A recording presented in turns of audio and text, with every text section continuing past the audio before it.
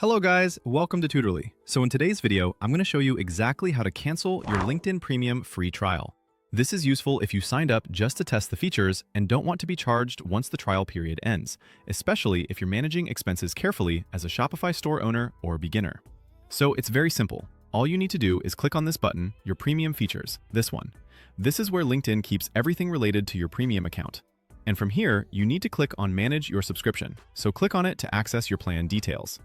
And then you will see your subscription here and billing information. This section shows your current plan, trial status, and when the next charge would happen.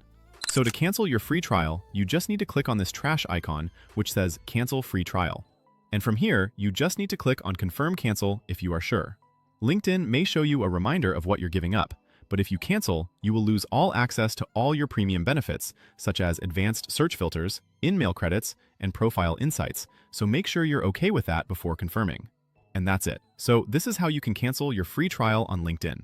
Before you go, feel free to check out the other quick tutorials on the channel for more practical tips on using LinkedIn and managing your online tools more efficiently.